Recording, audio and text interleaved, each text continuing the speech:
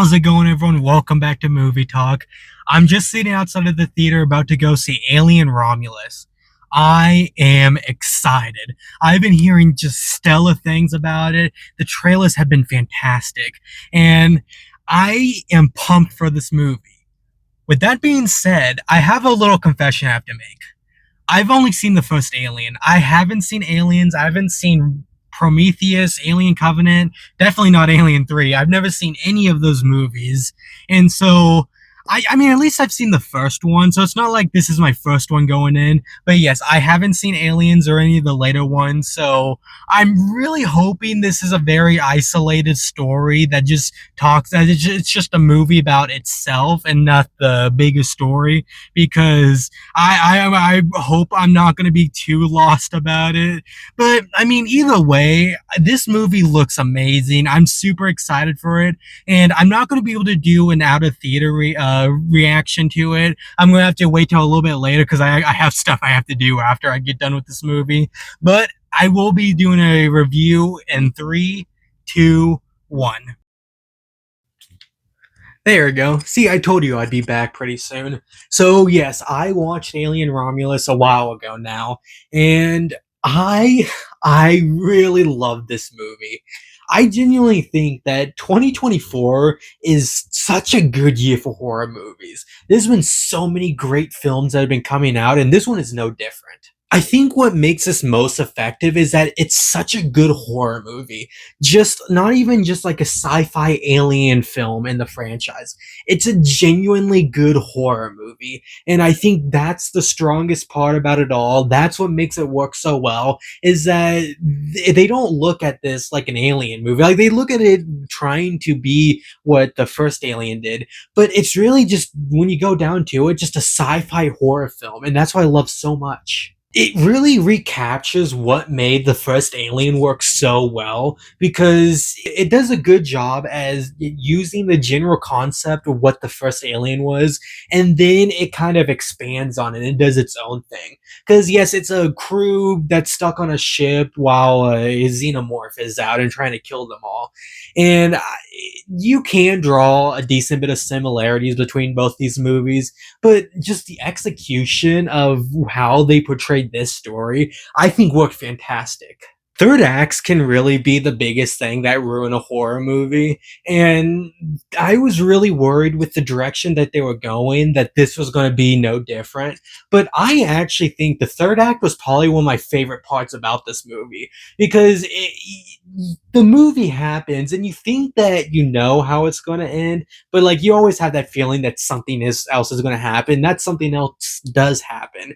And I think the unique direction that it goes with that is what I really loved. Again, I haven't seen any of the other Alien movies outside of the first one, so who knows? There's probably a lot more like fan service and homage that they were playing to the other Alien films. But just going off of my knowledge of seeing the first one, I really think that the third act was what really made this have such a good and strong end. I wouldn't say there is a lot of good characters in this. I mean, there's definitely a few really, really good ones, but the problem is that like, there's potential to have some really interesting characters, and like, they mention stuff in the past that happens to them, and they do nothing with it.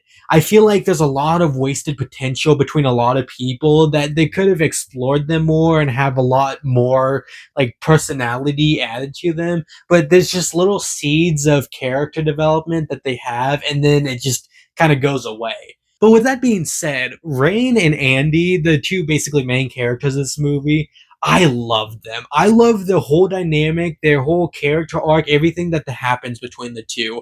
I really enjoyed it a lot. And I know that it looks like they are setting up for a sequel, which, I mean, go figure. And I think there is more that can happen between these two characters. But just seeing like this one standalone story, I think that it was a perfect whole overall character arc between these people. And if they never did do another movie, I wouldn't be mad, because I liked how it ended. I do want to talk about the director, Fede Alvarez. I think that's how you pronounce it.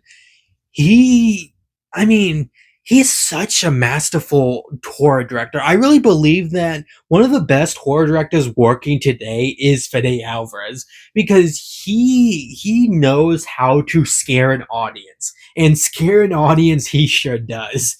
I was terrified this entire film, and there's just this added layer of suspense because it really does feel like a thriller horror. Like it feels like there's a whole other level of like a thriller that's added on top of a horror movie. And the entire time it was so suspenseful and such an edge of your seat experience. And like I said, like I was holding my breath the entire time. And there was definitely some scenes where like I was deeply gripping my armrest, and I probably had to like I was constantly telling myself that I have to breathe because there's so much intensity between these scenes, and that's what I love. I mean, that's another reason why he did so good with the Evil Dead movie was that he knows how to terrify an audience, and not even just jump scares with some like genuinely messed up things going on in it. And this one is no different. He uses all of the best traits that he has in his films and made it work. One other thing that I do want to talk about is the fan service.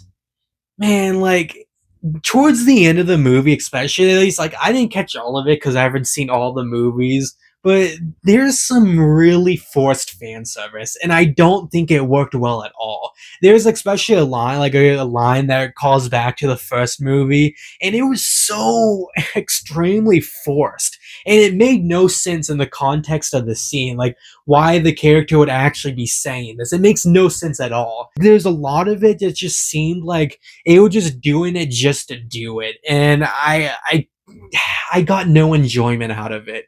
Fan service can be really good when it's done right and done very little, but this was just forced that they were just trying to say like, oh hey look, that's the line from the old movie. Then look at that, look at this thing that happened. That was also from another movie. Like it didn't work at all, and I hated it a lot.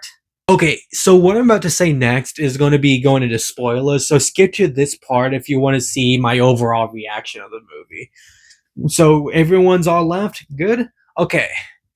I am not mad that Ian Holm, his character Rourke, was in this movie. I'm really not. Because it could have been really poorly done if Rourke was a minor part and like he wasn't even hardly a character in this movie. But he's an important person in this film. Like the entire second half of this movie relies on his character. And so I'm really not mad that they included him. I think it especially makes sense in the context of everything that's going on. I think that it was perfectly finely, like really well done. I don't think there was any problem with including him in this movie. And I get why people are mad. I really don't blame you at all if you don't like what they did with it. But me personally, I I wasn't affected at all about it. I really am indifferent. I don't care. He serves an important part of the story, and it's not just to bring an iconic person back. It's meant to be an actual part of this movie, like an actual character and a driving force. He plays like a legitimate antagonist in this film, and it works really well because of it. It's not just pointless fan service. This is the fan service I'm talking about that can really work because he's necessary for the story. But I just wanted to say that. Now I want to say my thoughts on that because I get a lot of people are angry about it. But me personally, I'm not mad at all. Hey, you're back. Well, like I said before in my earlier, it is insane that they actually made a crossover between Alien and Transformers. I never thought it was going to happen, but here we are. But like I said, back to the non-spoiler stuff. I really enjoyed this movie a lot. I had such a good kick out of it. I had such a fun time. And if I had to give my final rating, I'd give it 4 stars, 4 out of 5 stars. This was a very, very good horror movie. It might end up in my top 10 list of the year. It might not. Who knows? I mean, right now it's sitting at number 7. And so there's most likely going to be 3 films better than this that ends up getting released. But at the very least, like top 5 horror movies of this year, I really think that it could end up in that list. This was such a good horror movie. This is such a good alien movie, and I want to start watching the other alien movies now because I really enjoyed this world. I forget how much I enjoy this world every time until I get watched another one of these movies. And so yeah, I mean, it was all really well done. But I mean, what did you think of the movie? I mean, do you agree with me, disagree with me? I mean, I'd love to hear all your comments down below. And if you want, like and subscribe, share the video, and it all really helps me out a lot. I really appreciate all the support. And with that being said, that's really all I have to say. I love this movie so much.